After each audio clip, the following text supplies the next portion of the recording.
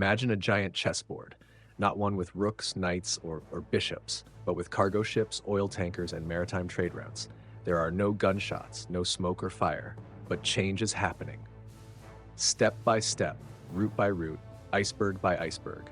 And on this chessboard, it's not tiny plots of land people are fighting over, but control over invisible highways, where trillions of dollars flow each year, and where power is shaped not by weapons, but by speed, cost, and the ability to direct the movement of global trade. For decades, the United States and its Western allies have been the rule makers. They've held sway over nearly all the world's arteries.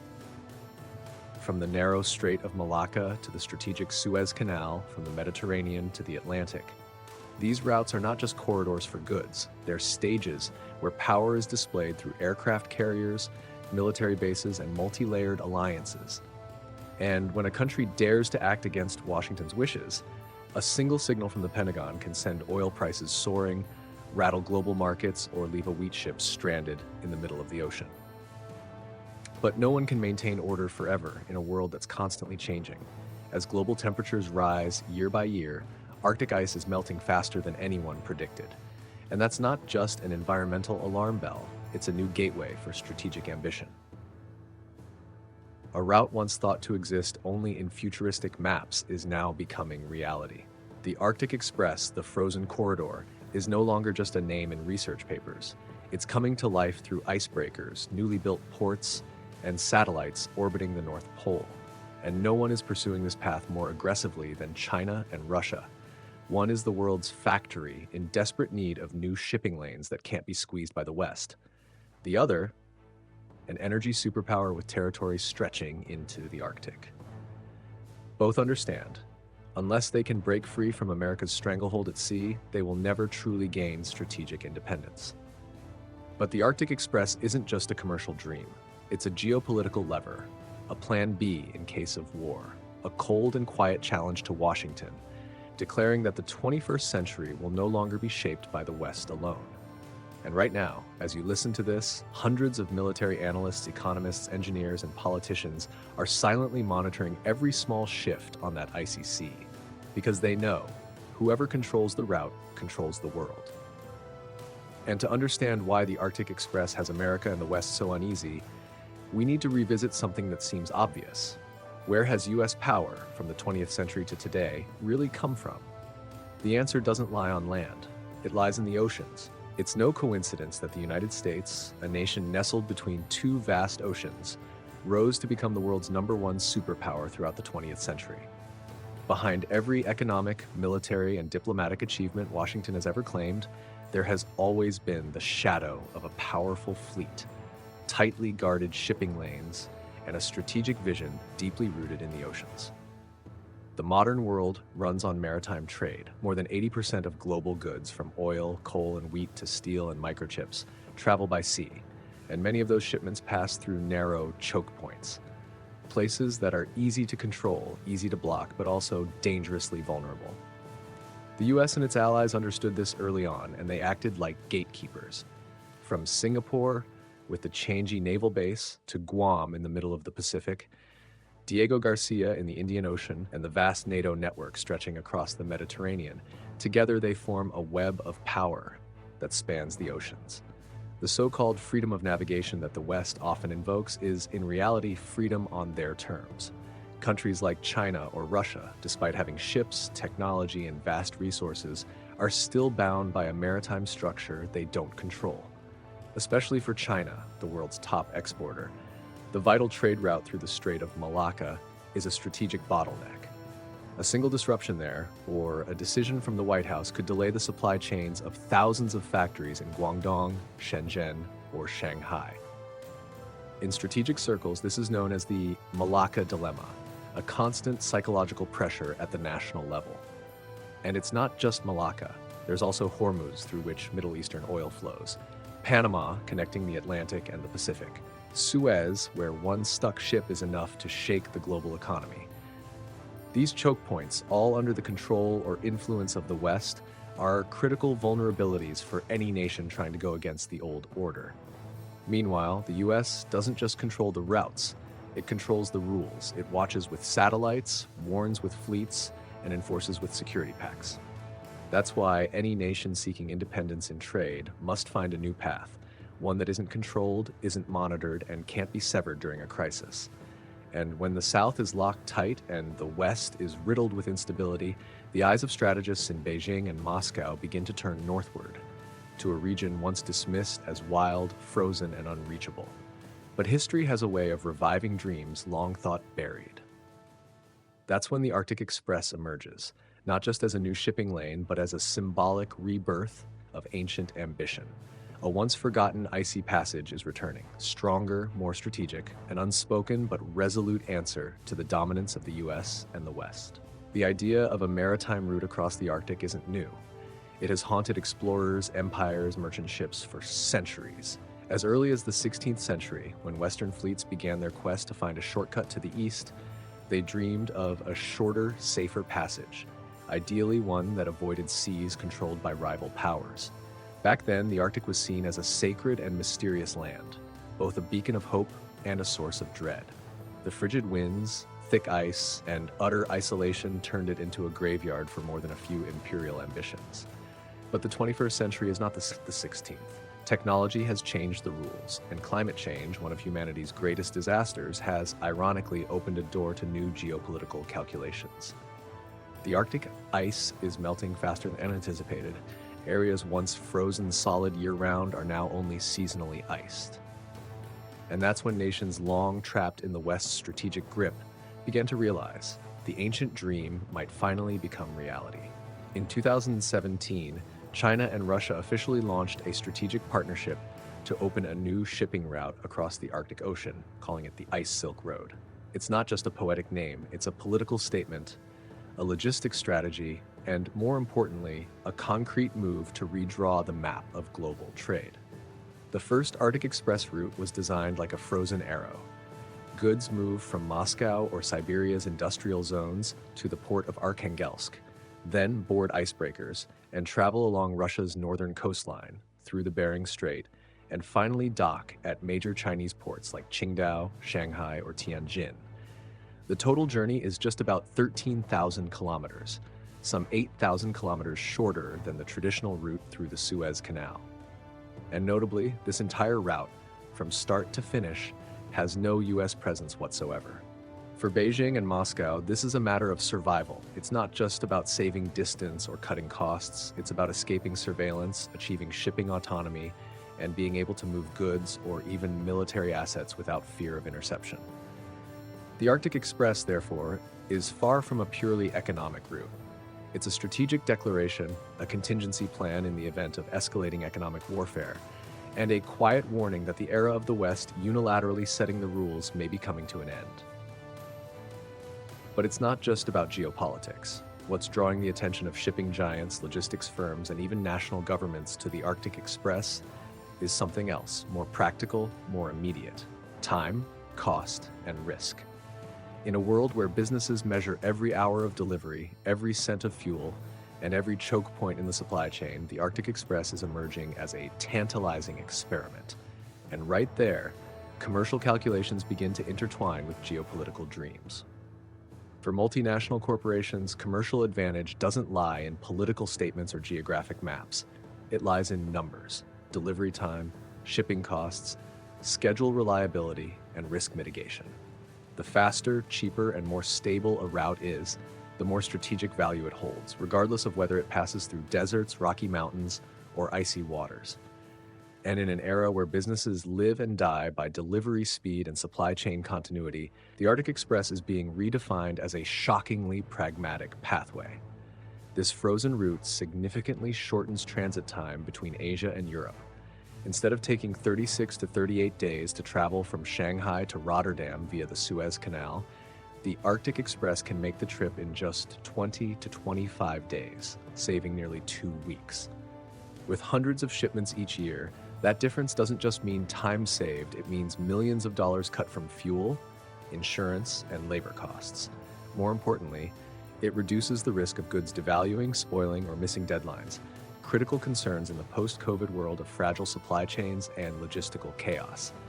And it's not just faster, the route is cleaner, both figuratively and literally. It avoids congested maritime choke points like Singapore, Suez, or the Panama Canal.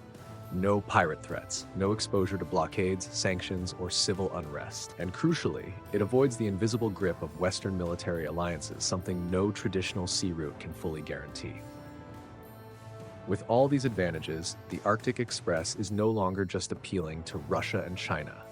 Investors from Germany, the Netherlands, even Japan and South Korea are closely watching each of the early icebreaker voyages as potential signals of a post-Suez era, a world where shipping is no longer tethered to the same old routes. A global trade map being redrawn from the far north.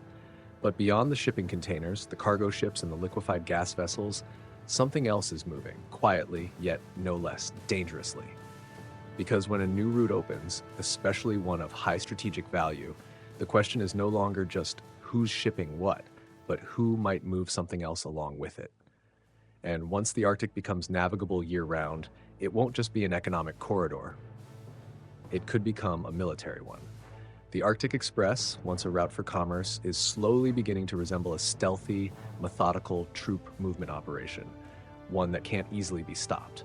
In strategic analysis circles, the Arctic Express is often called a slow-motion military parade, one without marching bands or waving flags, but unmistakably a show of force.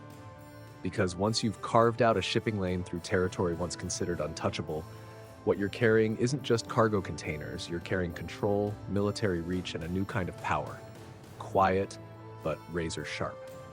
For Russia, the Arctic has never been foreign ground.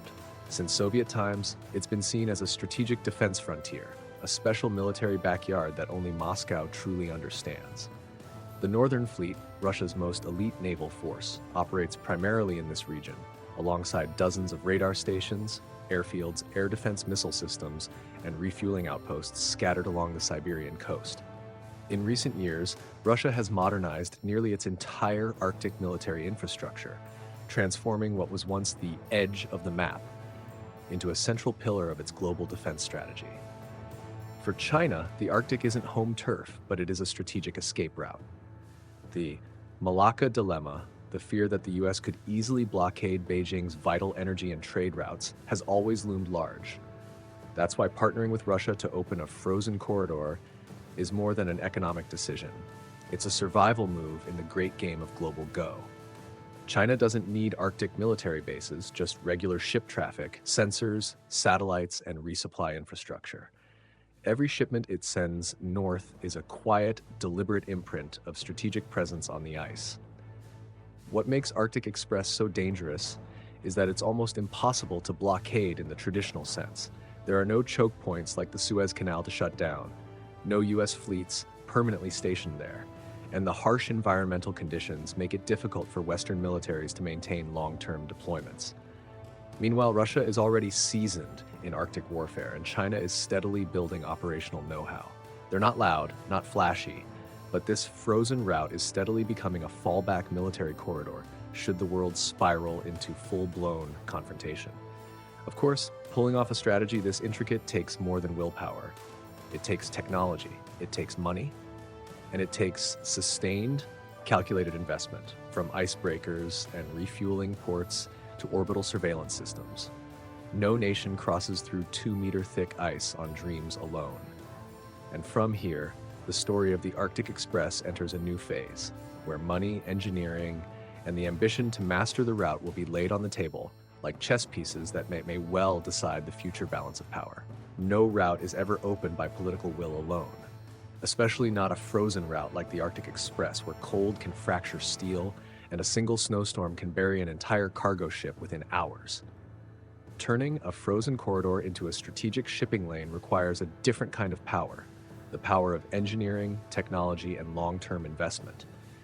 And that is precisely what Russia and China have been quietly building over the past decade. In 2019, China officially launched the Shuilong-2 icebreaker, the first of its kind designed and built entirely domestically, capable of bidirectional movement navigating through ice up to 1.5 meters thick, and equipped with satellite navigation, mobile labs, and climate sensors. The Shuilong-2 is more than just a research vessel. It's a symbol of Beijing's polar ambitions. It paved the way for a fleet of Chinese commercial ships to gradually acclimate to the icy route, accumulating data, experience, and even military readiness under extreme conditions. Russia, on the other hand, has channeled its technological strength into ART-C-7 vessels, massive cargo and LNG carriers capable of plowing through more than 2 meters of ice without escort. The LNG tanker Christophe de Margerie, a flagship of the Novatek Corporation, completed its first Arctic voyage back in 2017. These are feats of engineering, demonstrating not only the ability to conquer ice, but also Moscow's resolve to expand its footprint in the coldest parts of the planet. The coordination between these two powers became more visible in 2024 when China's Xinzhen Shipping signed a strategic investment deal with Rosatom, Russia's state nuclear corporation, which also oversees Arctic shipping routes. Under the agreement, 5 next-generation nuclear icebreakers will enter service by 2027, accompanied by a network of ice ports, fueling stations, and satellite command centers built along the route. Russia has set an ambitious target to increase Arctic shipping volume from 36 million tons in 2023 to 270 million tons by 2030, nearly a 7-fold jump in just 7 years. They're building not just a shipping lane, but a full logistics ecosystem, from rail lines connecting Moscow to Arkhangelsk to integrated logistics hubs across the Russian Far East. China, meanwhile, isn't just shipping goods, it's deploying its Beidou Arctic navigation system, climate sensors, telecom, and surveillance stations, creating a dense mesh of long-term presence. When capital and technology converge in the polar regions, what's being built is no longer just a route, it's a new order, a space distant enough to evade traditional oversight, yet close enough to wield global influence. And once everything is in place, all that remains is time for the Arctic Express to shift from a strategic alternative into a new commercial standard. The question now is no longer, is it possible, but rather, who will arrive first and who will be left behind? Looking back at the journey of the Arctic Express, from a medieval dream to a modern strategy cutting through ice, you can't help but feel it. The world is standing at a quiet yet consequential crossroads. This isn't just a new route on the map. It's a sweeping challenge to Western maritime dominance. It's how China and Russia are rewriting the rules of trade, of transport, of security.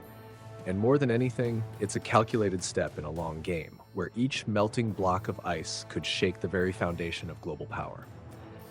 At its core, the Arctic Express is a symbol of an era where technological prowess, financial might, and geopolitical calculation are no longer held back by weather, distance, or outdated assumptions. While the U.S. and its allies focus on reinforcing the old order, the other side has been quietly constructing a new one. Not with flashy declarations or warships, but steadily, port by port, shipment by shipment, across the frozen frontier. It's soft power, cold and calculated, but more effective than any cannon. But this icy path doesn't come without its gambles. The Arctic is one of the planet's most fragile ecosystems. Melting ice doesn't just open doors, it disrupts ocean currents, alters global climate patterns, and raises ethical questions. Should we exploit the last untouched corners of the Earth? Add to that the political risks. Military presence, sovereignty disputes, and technological races could easily turn this frozen route into the next flashpoint, where even a minor incident might spiral into a global crisis. Other powers, from the US, Canada, and Norway to Japan and South Korea, can no longer afford to sit on the sidelines. The Arctic Express is forcing the world to rethink everything: trade, security, and the limits of what we can and should push beyond. The question is no longer, will it succeed, but are we ready to face the consequences of its success? We are living in an era where every route, every map is no longer just geography. It's where power shifts silently but profoundly.